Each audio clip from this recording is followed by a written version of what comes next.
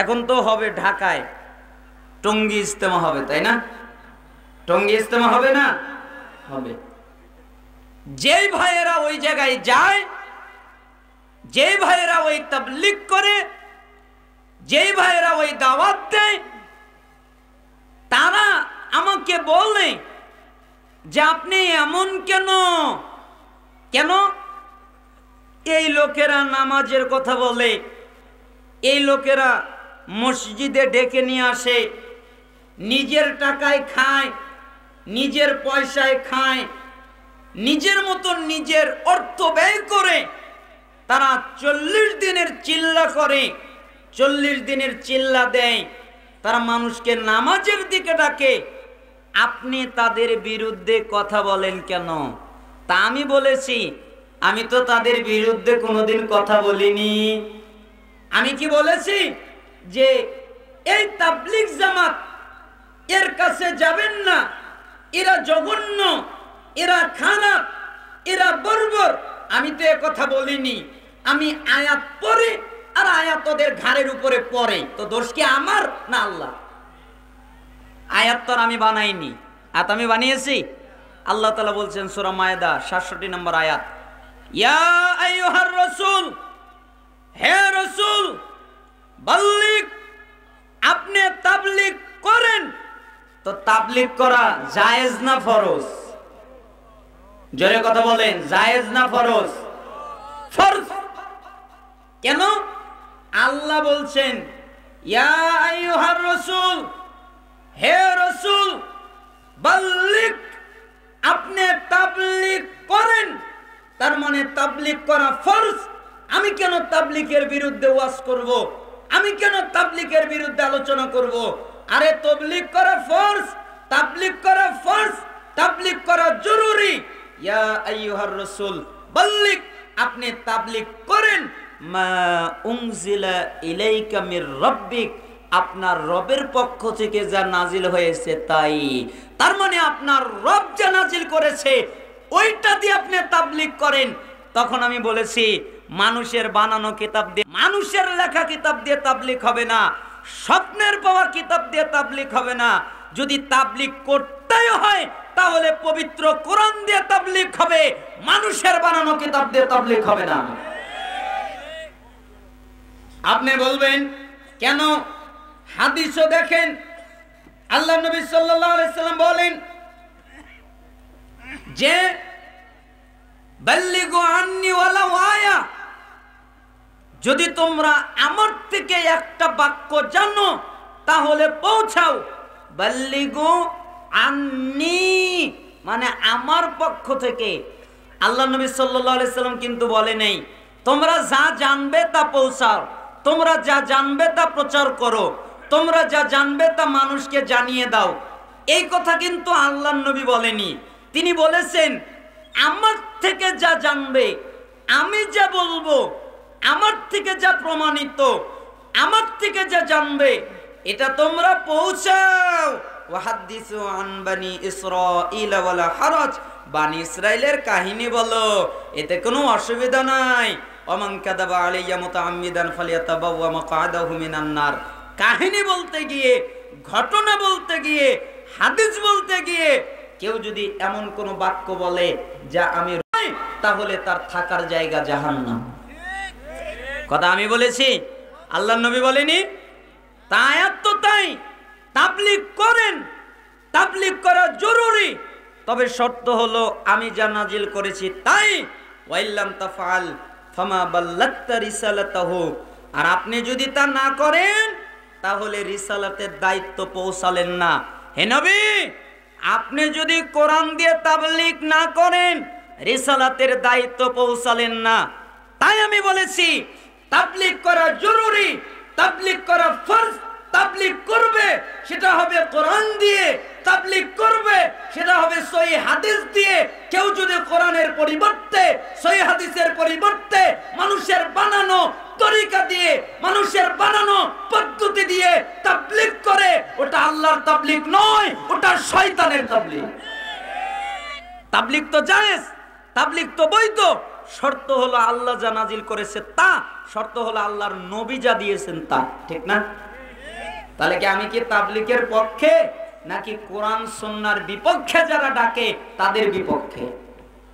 তাবলীগের পক্ষে না, পক্ষে। অনেক লোক বলে থাকে যে ব্যাপার কি আপনারা, আমরা যে আমল করি, আমার বাপ দাদা যে আমল করে, আপনারা এসে এসে বাপ দাদার বিরুদ্ধে ওয়াজ করেন, বাপ দাদার আমল আপনারা নস্যাৎ করে দেন, ধূলিসাৎ করে দেন।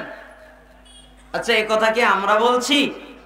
সূরা মায়েদা 104 নম্বর আয়াত, ওয়াইদা কিলা লাহুম তাআলাউ ইলা মা আনজালাল্লাহ ওয়া ইলার রাসূল ক্বালু হাসবুনা মা ওয়াজাদনা আলাইহি আবাআনা আওয়ালাউ কানা আবাউহুম লা ইয়ালামুনা শাইআ ওয়া লা ইয়াহতাদুন। আল্লাহ তাআলা বলছেন, যখন ওদেরকে বলা হয় আসো আল্লাহ যা নাজিল করেছে তার দিকে আসো, রাসূল জানা রাসূলের দিকে আসো, এদেরকে যখন বলা হয় আল্লাহর দিকে আসো, এদেরকে যখন বলা হয় রাসূলের দিকে আসো, তখন এরা বলে না না না না না, আমরা আমাদের বাপ দাদাদের যার উপরে পেয়েছি তার উপরেই আমরা থাকবো, ঠিক না? আমাদের বাপ দাদা কিছু বোঝে নাই, বাপ দাদারা কি তাহলে ভুল করে গেছে? তা আপনাদেরকে আমি বুঝাই। আচ্ছা, বাপ দাদা যা করেছে আপনিও তাই করবেন, এখান থেকে তো আপনি মানে অটল, এখান থেকে আপনি নড়বেন না, ঠিক আছে?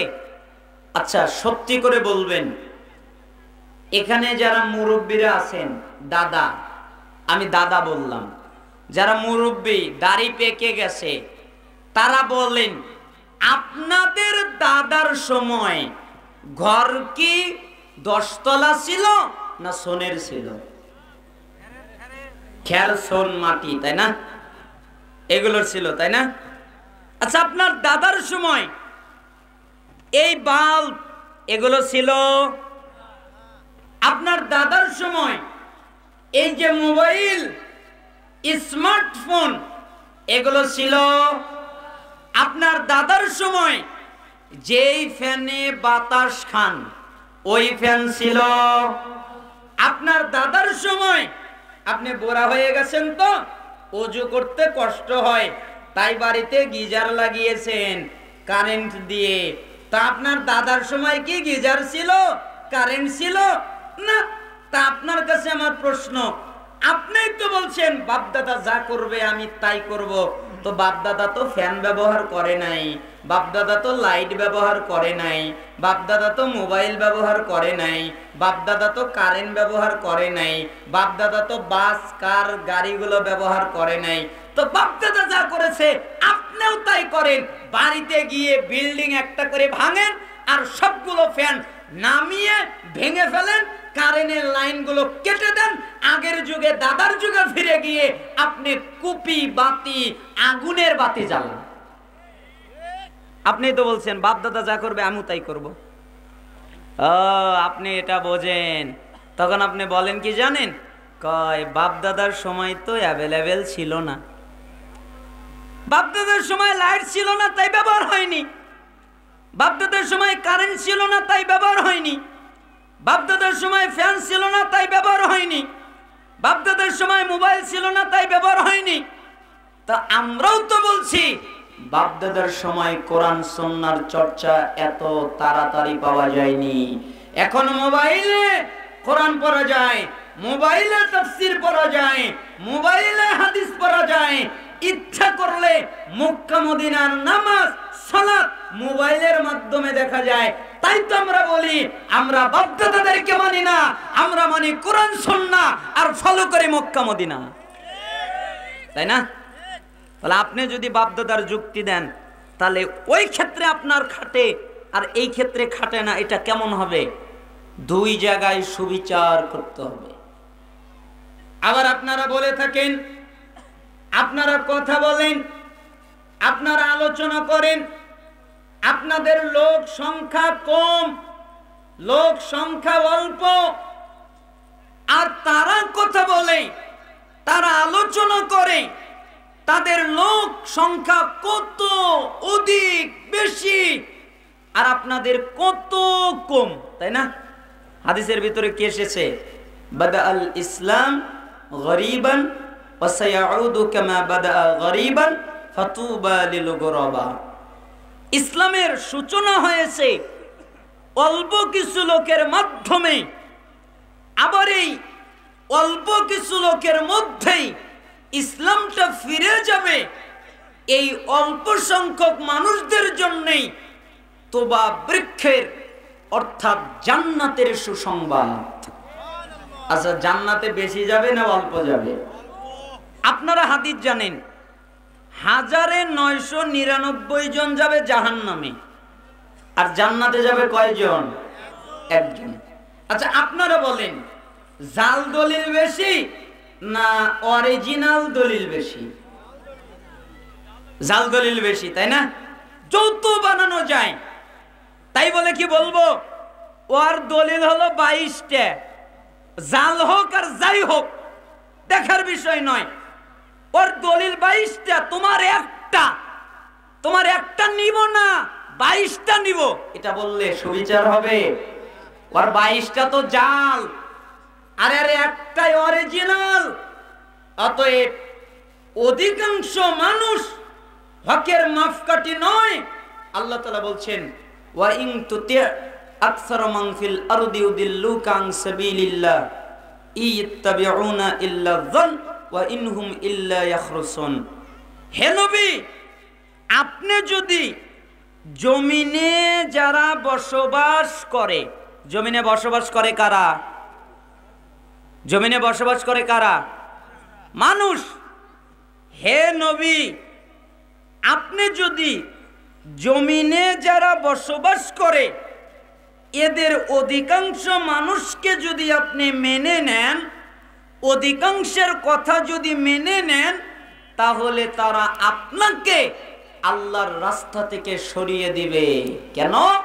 এরা শুধু অনুমান ভিত্তিক কথা বলে, এরা শুধু ধারণায় কথা বলে, এদের কাছে ধারণা আর অনুমান ছাড়া কিচ্ছু নাই। বিশ্বাস হয় না? ওই ছেলেকে জিজ্ঞেস করেন, ভাই তুমি যে হাত বাঁধো দলিল কোথায়? আমার হুজুর জানে না। আচ্ছা ভাই, তুমি যে আমলটা করো, ফরজ সালাত শেষ হয়ে গেল, মাথায় হাত দিলে ইয়াকাবিউ 11 বার পড়লে, এর দলিল কোথায়? আমার হুজুর জানে না, হুজুর কিছু বোঝে না, হুজুর পড়ে নাই, আমার হুজুর মাদ্রাসায় পড়ে নাই। তার মানে তাদের কাছে ধারণা। আর আপনি একটা আহলুল হাদিস রিকশাওয়ালা, তাকে যদি জিজ্ঞেস করেন তুমি যে রফিল আদান করো দলিল কোথায়, সে জবাব দিয়ে দিবে সহিহ বুখারী হাদিস 735, 736, 37, 38, 39। তুমি জোরে আমিন বলো, দলিল কোথায়? হাদিস সহিহ বুখারী 780 নম্বর হাদিস। তার মানে এদের কাছে দলিল আছে আর তাদের কাছে দলিল নেই। এই জন্য অধিকাংশ মানুষ দলিল ছাড়া চলে আর অল্প মানুষ দলিল দিয়ে চলে। তাহলে কি আমরা অধিকাংশ মানব না অল্প মানব? অবশ্যই কোরআন এবং সুন্নাহর পক্ষে যারা, তাদেরকে আমরা মানব। আপনাদেরকে আমি বলি, আলেম ওলামা এই পৃথিবীতে হকপন্থী পাওয়া খুবই কঠিন ব্যাপার, খুবই টাফ ব্যাপার। আমাকে অনেক মানুষ বলে, আচ্ছা হুজুর, এই যে আলেম, এরা দাওরা পাশ করেছে, এরা মুফতি পাশ করেছে, এরা ইফতা করেছে, এরা কত শিক্ষা অর্জন করেছে, এরা কি বুখারী পড়ে না? এরা কি মুসলিম পড়ে না? এরা কি কোরআন পড়ে না?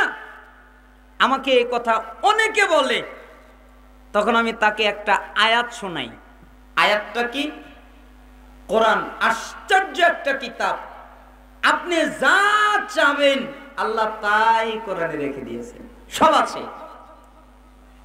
তো কোরআনের কাছে আমি জিজ্ঞেস করি, আচ্ছা আমাদের আলেম উলামা এরকম কেন? বুখারি পড়ে, আর এক শ্রেণীর আলেম আছে মাথায় বুখারি নেই। কয় আল্লাহর কসম মাথায় বুখারি বলতেছি, এই বুখারিতে জোরে আমিন বলার হাদিস নাই। বলে না? আপনাদের এলাকায় এসে বলে কিনা জানি না, আমাদের এলাকায় খুব কয়, কারণ আমাদের এলাকায় তো আর আহলে হাদিস নাই। আমাদের এলাকার জটিল কঠিন অবস্থা, মাথায় বুখারি নিয়ে বলে আল্লাহর কসম বুখারিতে জোরে আমিনের হাদিস নাই। তা আমি মাঝে মধ্যে বলি ওরা তো বলবেই, কেন? তা আমাকে মাঝে মধ্যে জিজ্ঞেস করে কেন? আরে ওরা যদি না বলে তো কোরআন মিথ্যা হবে। তারা আমাকে বলে বলেন কি, ওরা না বললে কোরআন মিথ্যা হবে কেন?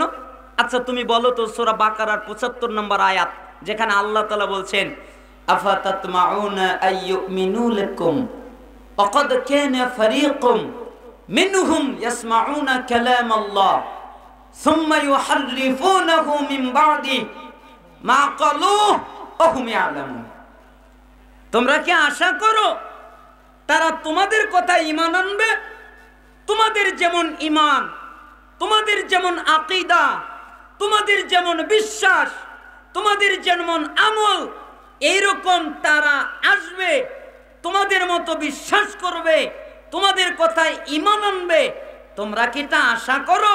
শোনো, ওদের মধ্যে একটা দল আছে, একটা গোষ্ঠী আছে, সবাই নয়, একটা দল, একটা গোষ্ঠী, যারা আল্লাহর বাণী শোনে অতঃপর বোঝে। আচ্ছা আপনারা বলেন তো আল্লাহর বাণী বোঝে কারা?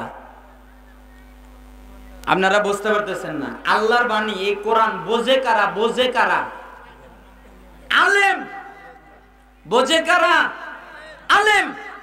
মাওলানা সাহেব বোঝে, মুফতি সাহেব বোঝে, মুফাসসির সাহেব বোঝে। আর আল্লাহ তাআলা বলছেন ওদের মধ্যে একটা দল আছে যারা আল্লাহর বাণী বোঝে, জানে, আয়াত কি হবে তাও জানে, ফতোয়া কি হবে তাও জানে, মাসালা কি হবে তাও জানে, বুখারীতে জোরে আমিন বলতে হবে এ দলিল আছে তাও জানে, রফিল দান করতে হবে এ দলিল আছে তাও জানে। ওরা জানার পরে উল্টা ব্যাখ্যা করে, বিকৃত করে। আর ওরা যে উল্টা ব্যাখ্যা করে ওরা নিজেরাই জানে আমাদের ব্যাখ্যা ঠিক নেই। আচ্ছা কথাটা কি আমি বললাম? কে বলছেন? আল্লাহ। তো এই আয়াত যদি সঠিক হয় তাহলে এক শ্রেণীর আলেম থাকবে না যারা উল্টা পাল্টা ব্যাখ্যা করবে। আয়াত তো সঠিক, তাহলে এক শ্রেণীর আলেম থাকবে যারা উল্টা কথা বলবে, উল্টা পাল্টা ব্যাখ্যা করবে। অতএব আপনাদের কাছে আমার জোরালো দাবি, আপনারা দলিল সহকারে আলোচনা শুনবেন, আপনারা তাবলীগ করবেন আল্লাহর কিতাব দিয়ে, মুহাম্মদ সাল্লাল্লাহু আলাইহি সাল্লামের হাদিস দিয়ে। আপনারা বাপদাদা আপনাদের দলিল নয়, আপনাদের দলিল হচ্ছে কোরআন, আপনাদের দলিল হচ্ছে সুন্নাহ। আপনাদের দলিল অধিকাংশ নয়, আপনাদের দলিল কোরআন সুন্নাহ। সেটা অল্পও হতে পারে, কারণ ইসলামের সূচনাটাই অল্প সংখ্যকের মধ্যে, আবার ফিরে যাবে অল্প সংখ্যকের মধ্যে। আপনারা অবশ্যই জেনে রাখবেন এক শ্রেণীর আলেম থাকবে যারা মানুষকে গোমরাহ করবে। এই জন্য আপনাদের প্রত্যেককে প্রয়োজনীয় জরুরি পর্যায়ের ইলম অর্জন করতে হবে, জানতে হবে। আপনি যদি না জানেন বুঝতে পারবেন না।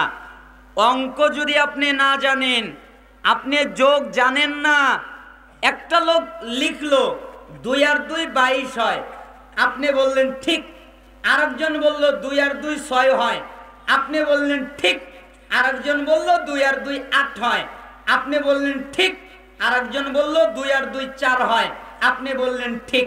আসলে কি চারটাই ঠিক? কয়টা ঠিক? একটা। জানবেন কেমনে? অঙ্ক জানলে জানবেন।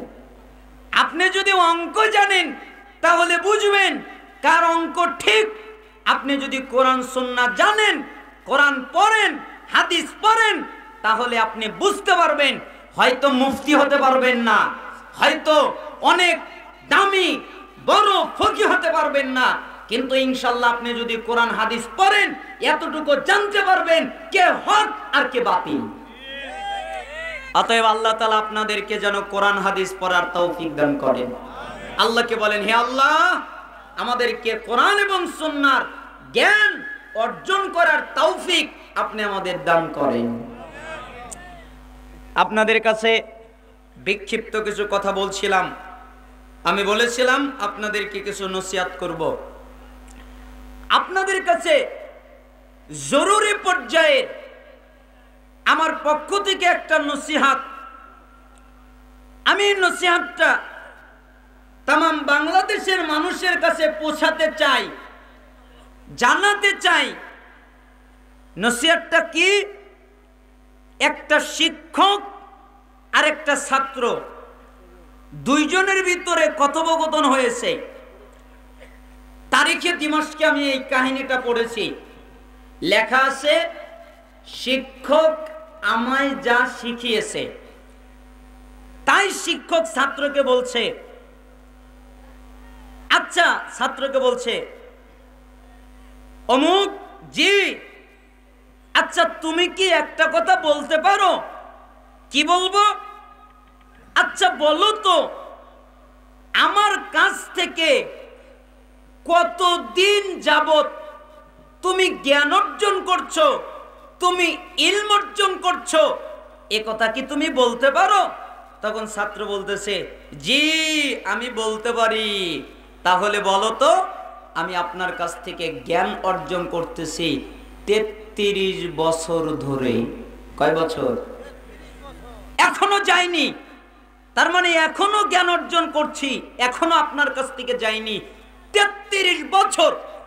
তো শিক্ষক ছাত্রকে বলতেছে, আচ্ছা বলো তো, তুমি 33 বছরে আমার কাছ থেকে কি কি শিখেছো, এটাকে তুমি বলতে পারো? জি আমি বলতে পারি। তাহলে বলো তো, 33 বছরে আমি আপনার কাছ থেকে মাত্র 8টা জিনিস শিখেছি। কয় জিনিস?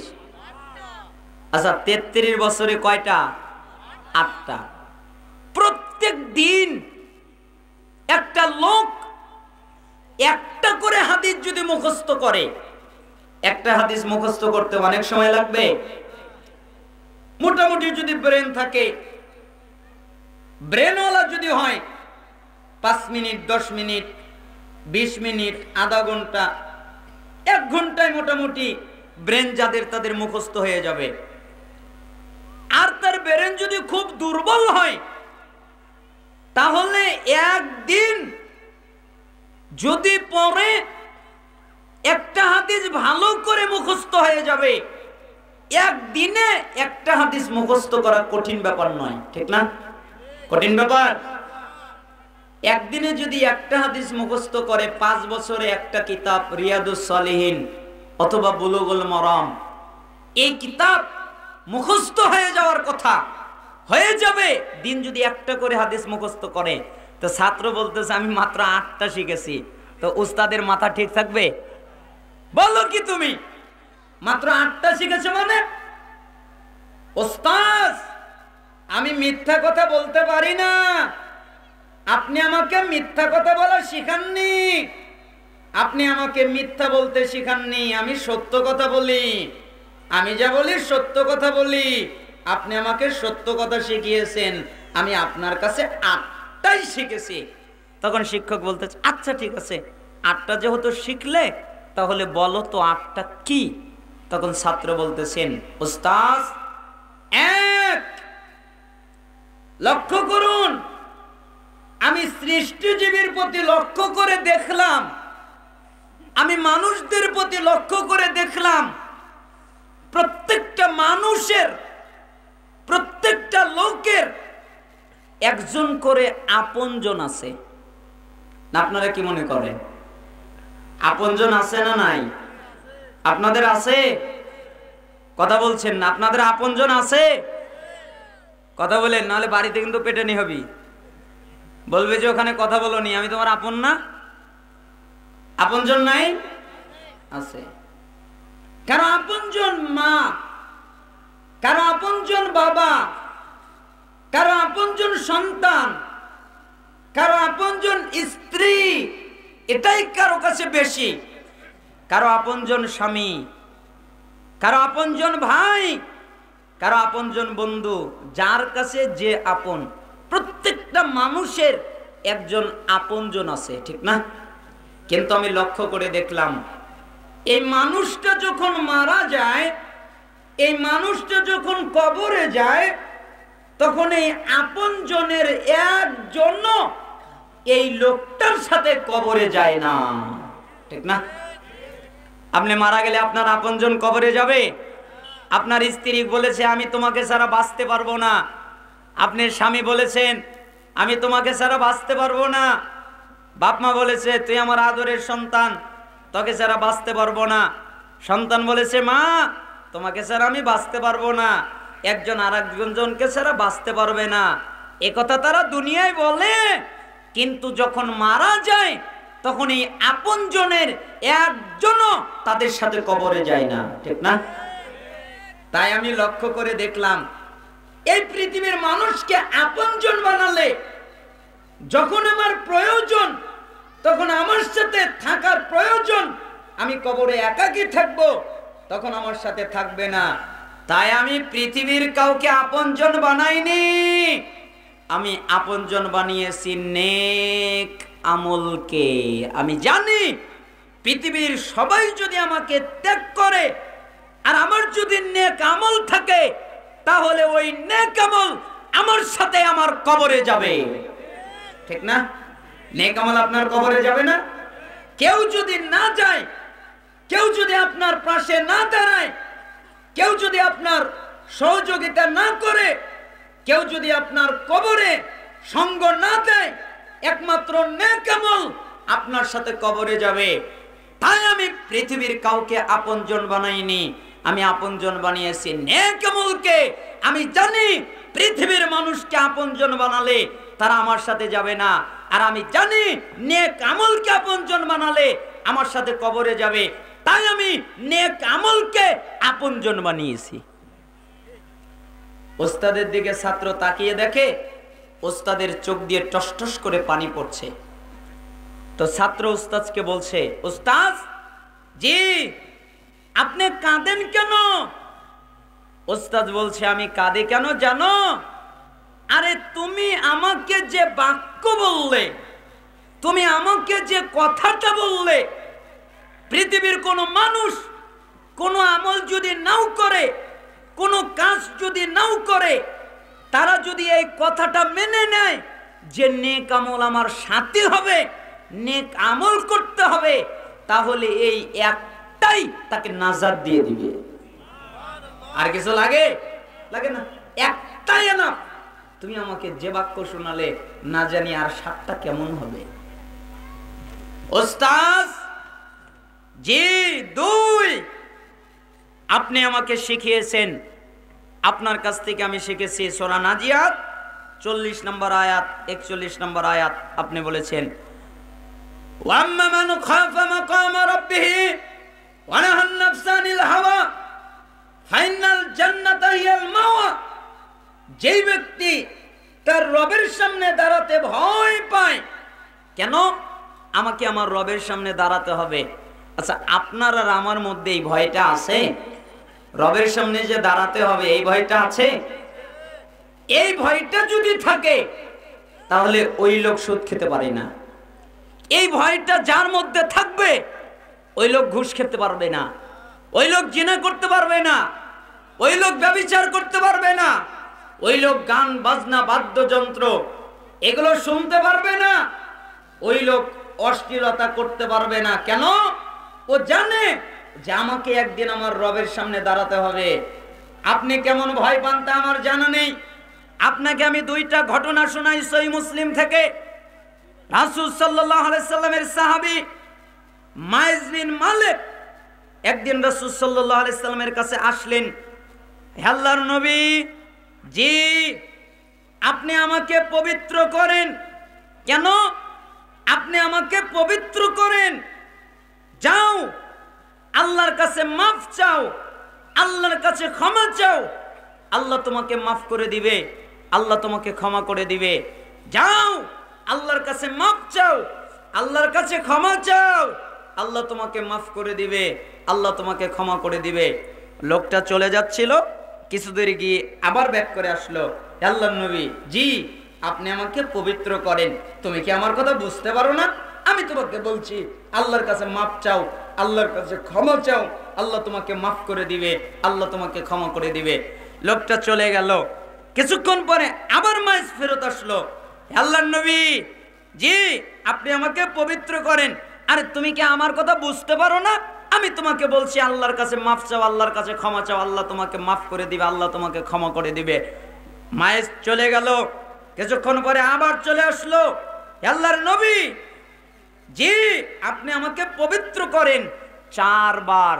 এবার মুহাম্মদ সাল্লাল্লাহু আলাইহি সাল্লাম জিজ্ঞেস করছেন সাহাবীদেরকে, এই লোকটা কি পাগল? আমার কথা বোঝে না? পাগল নাকি যে আমার কথা বোঝে না? বিবেক হারিয়ে গেছে নাকি যে আমার কথা বললেন? আল্লাহর নবী, লোকটা পাগল নয়।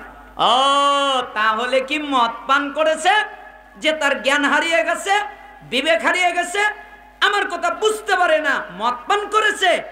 জি না, মদ পান করেনি। একজন সাহাবী মুখের সামনে নাকটা ধরে বললেন, না এ তো মদ পান করেনি। তা আমার কথা বোঝে না কেন? আচ্ছা বলো তুমি কি করেছো? আল্লাহর নবী, মানুষ যেটা বৈধভাবে করে আমি সেটা অবৈধভাবে করেছি, তার মানে আমি জিনা করে ফেলেছি, আপনি আমাকে পবিত্র করেন। অপর বর্ণনায় এসেছে রাসূল সাল্লাল্লাহু আলাইহি সাল্লাম বললেন, আহ কতই না ভালো হতো তুমি যদি কথাটা আমাকে না জানাতে। আমি তোমাকে বললাম আল্লাহর কাছে মাফ চাও, আল্লাহর কাছে ক্ষমা চাও, আল্লাহ তোমাকে মাফ করে দিবে, আল্লাহ তোমাকে ক্ষমা করে দিবে। তুমি যদি আমাকে কথাটা না জানাতে কতই না ভালো হতো। আচ্ছা ঠিক আছে সাহাবীরা, জি মাইজ বিন মালিককে মাটিতে অর্ধ পর্যন্ত গাড়ো এবং পাথর দিয়ে তাকে রজম করো, হত্যা করে ফেলো। পাথর দিয়ে মাইজ বিন মালিককে আঘাত করতে করতে হত্যা করা হলো। এক পর্যায়ে একটু রক্ত এসে একজন সাহাবীর গায়ে লেগে গেল, তাই ওই সাহাবী অভিশাপ করলেন। তখন রাসূল সাল্লাল্লাহু আলাইহি সাল্লাম ওই সাহাবীকে বললেন, সাহাবী জি শোনো, মাইজ বিন মালিক যে তওবা করেছে, এই তওবা যদি তামাম পৃথিবীর উম্মতের মধ্যে বিলিয়ে দেওয়া হয় তাহলে মাইজ বিন মালিকের এক তওবাই যথেষ্ট। উম্মতের আর তওবা লাগবে না, একটাই এনাফ। আর তুমি মাইজকে অভিশাপ করছো। মায়ের জানতেন আমাকে আল্লাহর সামনে দাঁড়াতে হবে। আমি আল্লাহর সামনে দাঁড়াবো কেমনে? আমি জিনা করেছি, আমি কিভাবে আল্লাহর সামনে দাঁড়াবো? মাইজ জানতেন আমার যদি বিচার হয় আমাকে ফাঁসি দিবে না, আমার গলা কেটে ফেলবে না, আমাকে অর্ধ পর্যন্ত গেড়ে পাথর মেরে মেরে আমাকে যন্ত্রণাদায়ক ভাবে আমাকে হত্যা করবে। এটা মাইজ জানতেন। তারপরে মাইজের হৃদয়ের ভিতরে ছিল আল্লাহর ভয়। তাই মাইজ ভেবেছিলেন যে আমার পবিত্র হওয়া দরকার, আমি আল্লাহর সামনে কিভাবে দাঁড়াবো? মাইজ আল্লাহর সামনে দাঁড়াতে ভয় পায়। কিন্তু আমরা মানুষ এত নিমক হারাম, আমাদের মধ্যে আল্লাহর সামনে দাঁড়াতে হবে এই ভয় আমাদের মধ্যে নাই, ঠিক না? কান্নাকাটি করতে হয় এটা নাই, কাঁদতে হয় এটা নাই। মুআয ইবনুল জাবাল রাদিয়াল্লাহু আনহু তিনি বলেন, লাম্মা হাদারাতুল মাউত বাকা। একদিন মুআয ইবনুল জাবাল অনেক কান্নাকাটি করছিলেন। তাই একজন সাহাবী এসে তাকে জিজ্ঞেস করলেন, ফাকালা লাহু, কি ব্যাপার মা ইবুকিকা, তুমি কাঁদো কেন? তোমার কান্নার কারণ কি? তুমি কি কারণে কাঁদো? তুমি কাঁদো কেন? তোমার কান্নার কারণ কি? তুমি কান্না করো কেন?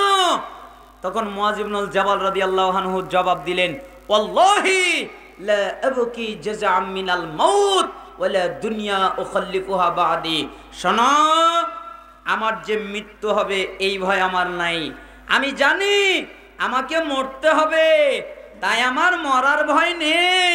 আমাকে যে সবকিছু ছেড়ে চলে যেতে হবে, আমার স্ত্রীকে ছাড়তে হবে, আমার সন্তানকে ছাড়তে হবে, আমার পরিবার পরিজন ছাড়তে হবে। কাঁদো কেন? আমি কাঁদি কেন জানো? ওয়ালাকিন্নী সামি'তু রাসূলুল্লাহ সাল্লাল্লাহু আলাইহি ওয়াসাল্লাম ইয়াকুল, আমি আল্লাহর নবীকে বলতে শুনেছি, আল্লাহর নবী বলেছেন ইন্নামা হুমা কবদাতান ফাকবদাতুন ফিন নার ওয়া কবদাতুন ফিল জান্নাহ। আদম সন্তানের যত রূহ আছে আল্লাহর দুই মুষ্টিতে ভাগ করা আছে। আদম আলাইহিস সালামের যত সন্তান আছে, আদম সন্তান যত আছে, যত রূহ দুনিয়ায় এসে চলে গেছে, যত রূহ বর্তমান দুনিয়ায় আছে, যত রূহ ভবিষ্যতে দুনিয়ায় আসবে, সমস্ত রূহ আল্লাহর দুই মুষ্টিতে ভাগ করা আছে। একটা যাবে জান্নাতে, একটা যাবে জাহান্নামে। ওয়ালা আদরি ফি আইয়িল কবদাতাইনি আকুনু, আমি মুআজ ইবনুল জাবালের জানা নাই আমি জান্নাতে না জাহান্নামে, আমি জান্নাতে না জাহান্নামে, আমি জান্নাতে না জাহান্নামে, এটা আমি জানি না, তাই আমি কাঁদি। আচ্ছা, মুআজ ইবনুল জাবাল জানেন, আপনি জানেন? তা আপনার ভিতরে ভয় কই? আপনার কান্না কই? ওই ছাত্র শিক্ষককে বলছেন, আপনি আমাকে শিখিয়েছেন ওয়াম্মা মান খাফা মাকামা রাব্বিহি ওয়া নাহান নাফসা আনিল হাওয়া ফা ইন্নাল জান্নাতা হিয়াল মাওয়া। যেই ব্যক্তি আল্লাহর সামনে দাঁড়াতে ভয় পায় যে আমাকে একদিন আল্লাহর সামনে দাঁড়াতে হবে, যেই ব্যক্তি প্রবৃত্তির কামনা বাসনা থেকে বেঁচে থাকে, মন যা বলে তার সে উল্টা করে, ফা ইন্নাল জান্নাতা হিয়াল মাওয়া, তার একমাত্র ঠিকানা জান্নাত, জান্নাত ছাড়া তার কোনো ঠিকানাই নাই। বলেন তো তার ঠিকানার নাম কি? ওস্তাদ, তাই আমি আপনার কাছ থেকে শিখেছি। কি শিখেছি? আমি আল্লাহর সামনে দাঁড়াতে লজ্জা পাই, আমি আল্লাহর সামনে দাঁড়াতে ভয় পাই। কেন? আমাকে একদিন আমার আল্লাহর সামনে দাঁড়াতে হবে, তাই আমি পাপ করতে লজ্জা পাই। আর আমার মন যা বলে আমি তার বিরোধিতা করি। আমার মন বলে জিনা কর, আমি করি না। আমার মন বলে সুদ খা, আমি খাই না। আমার মন বলে ঘুষ খা, আমি খাই না। আমার মন বলে মিথ্যা বল, আমি বলি না। আমার মন বলে গীবাত কর, আমি করি না। এইগুলো থেকে আমি বেঁচে চলি। কেন? আমি জানি এগুলো থেকে যদি বাঁচতে পারি, প্রবৃত্তির কামনা বাসনা থেকে যদি বাঁচতে পারি, আর আল্লাহর সামনে দাঁড়াতে যদি ভয় করি, তাহলে জান্নাত আমার ঠিকানা। ঠিক না? ওস্তাদ তিন, ওস্তাদ তিন কে? আমি সৃষ্টিজীবীর প্রতি লক্ষ্য করে দেখলাম, এই মানুষদের প্রতি লক্ষ্য করে দেখলাম, প্রত্যেকটা মানুষের, প্রত্যেকটা ব্যক্তির একটা করে দামি জিনিস আছে। ঠিক না? আপনাদের দামি জিনিস আছে না নাই? কথা বলবেন। আপনাদের হাটিগ্রাম এই খেতলালের মানুষ কথা কম বলে? কম বলে? তাহলে বলেন, আপনাদের প্রত্যেকের দামি জিনিস আছে না নাই? আছে। কারো দামি জিনিস টাকা, কারো দামি জিনিস স্বর্ণ, কারো দামি জিনিস জমির দলিল। দলিল দামি জিনিস না? এই জন্য দামি জিনিস দামি জায়গায় রাখে। আমি সৃষ্টিজীবীর প্রতি লক্ষ্য করে দেখলাম, প্রত্যেকটা মানুষের দামি জিনিস আছে, আর দামি জিনিস দামি জায়গায় রাখে। কিন্তু আপনি আমাকে শিখিয়েছেন, আল্লাহ তাআলা বলেছেন, মা ইনদাকুম ইয়ানফাদু ওয়া মা ইনদাল্লাহি বাকিন, তোমাদের কাছে যা আছে তা শেষ হয়ে যাবে, কিন্তু আল্লাহর কাছে যা আছে তা কখনো শেষ হবে না। তাই আমি আপনার কাছ থেকে শিখেছি, আমার মালিকানায় যা আসে আমি তা আল্লাহর কাছে পাঠিয়ে দেই। আমি জানি আল্লাহর জায়গা হলো দামি জায়গা, আল্লাহর কাছে হলো দামি জায়গা। তাই আমি আমার মালিকানায় যা আসে আমি তা আল্লাহর কাছে পাঠিয়ে দেই, আমি তা আল্লাহর কাছে ব্যয় করি, আমি তা আল্লাহর কাছে পাঠিয়ে দেই, আল্লাহর কাছে দান করি। আমি দামি জিনিস আমার কাছে রাখি না, আমি আল্লাহর কাছে দিয়ে দেই। এইটা আপনার কাছ থেকে শিখেছি। আচ্ছা, আমরা কি আমাদের দামি জিনিস আল্লাহর কাছে পাঠাতে পারি? আমরা তো আমাদের টাকা পয়সা অর্থ সম্পদ নিয়ে কত অহংকার, কত গৌরব। পরের বাক্যে তিনি বলছেন, চার, আপনার কাছ থেকে আমি শিখেছি, এই সৃষ্টিজীবীর প্রতি লক্ষ্য করে দেখলাম এরা প্রত্যেকটা মানুষ নিজেকে আভিজাত্য মনে করে, নিজেকে সম্মানিত মনে করে। তারা মনে করে আমি সম্মানিত, তারা মনে করে আমি আভিজাত্য, আমার সম্মান অনেক, আমার আভিজাত্য অনেক। এটা প্রত্যেকেই মনে করে সে নিজে সম্মানিত। কিন্তু আপনি আমাকে শিখিয়েছেন, আল্লাহ তাআলা বলেছেন, ইন্না আকরামাকুম ইনদাল্লাহি আতকাকুম, নিশ্চয়ই তোমাদের মধ্যে সবচেয়ে বেশি দামি, আভিজাত্য, সম্মানিত ওই ব্যক্তি যেই ব্যক্তি তাকওয়াবান। সবচেয়ে বেশি সম্মানিত কে? তাকওয়াবান না তাকওয়া ছাড়া? আল্লাহর কাছে সম্মানিত কে? তাকওয়াবান। আমি এটা জানি, তাই আমি তাকওয়া অবলম্বন করার চেষ্টা করি। তাকওয়া মানে আল্লাহর ভয়, আল্লাহকে ভয় করার চেষ্টা করি। আমি জানি পৃথিবীর সমস্ত মানুষের কাছে যদি দামি হই আর আল্লাহর কাছে যদি অসম্মানিত হই, তাহলে আমার কোনো লাভ নেই। আমি জানি পৃথিবীর সমস্ত মানুষের কাছে যদি আমি অসম্মানিত হই আর আল্লাহর কাছে যদি আমি দামি, সম্মানিত হই, তাহলে আমার কোনো ক্ষতি নেই, ঠিক না? এই জন্য আমি আল্লাহর কাছে দামি হওয়ার চেষ্টা করি, আমি তাকওয়া অবলম্বন করি। আপনার কাছ থেকে আমি এটা শিখেছি।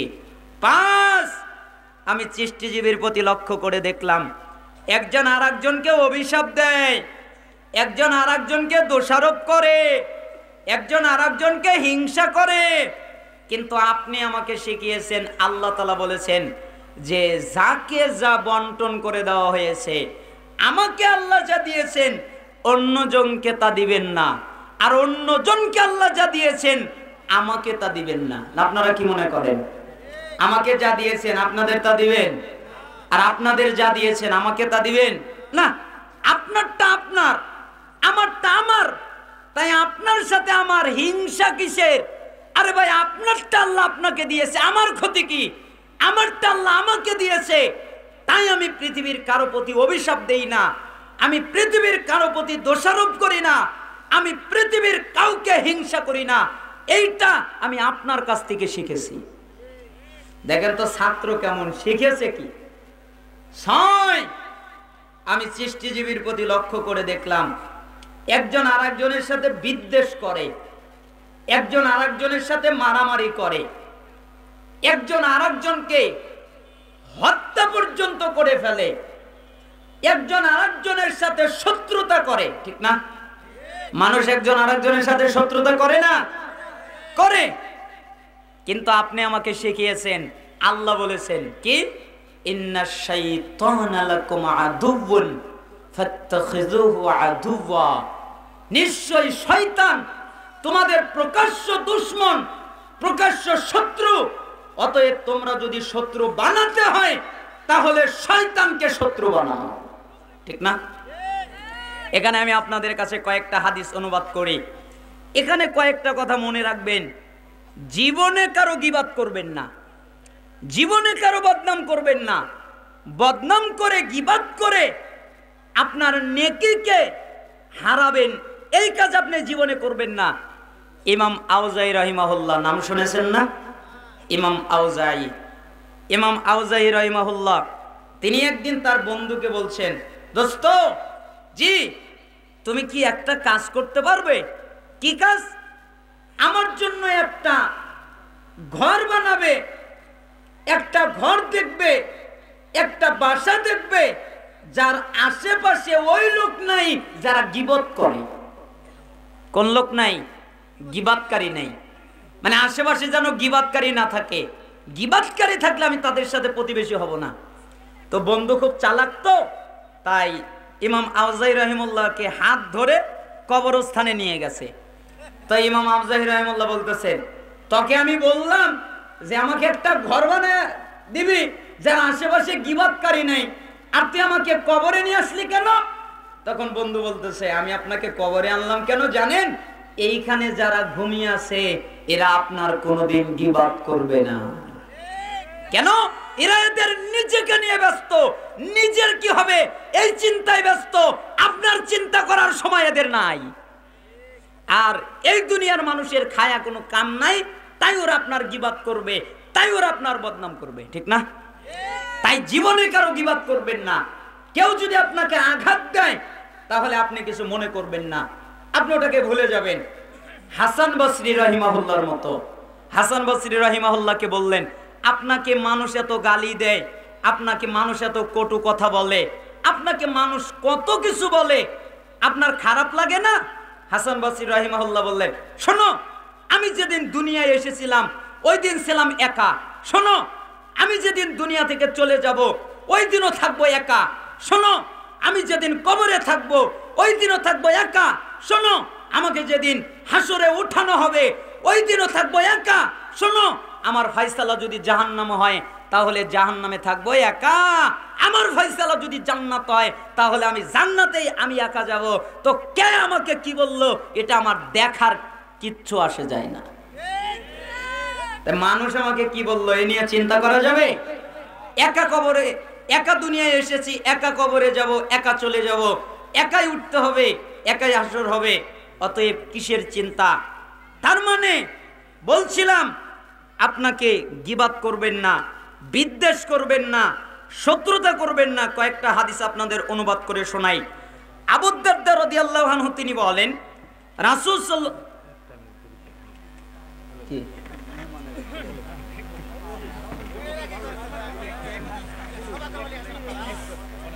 আচ্ছা ঠিক আছে বলেন, শত্রুতা করবেন না, কারোর সাথে ঝগড়া মারামারি করবেন না। যদি শত্রুতা করতে হয় তাহলে একমাত্র শয়তানের সাথে করব। আপনার আর আমার শত্রুকে, আরো জোরে বলেন শত্রুকে, শয়তান।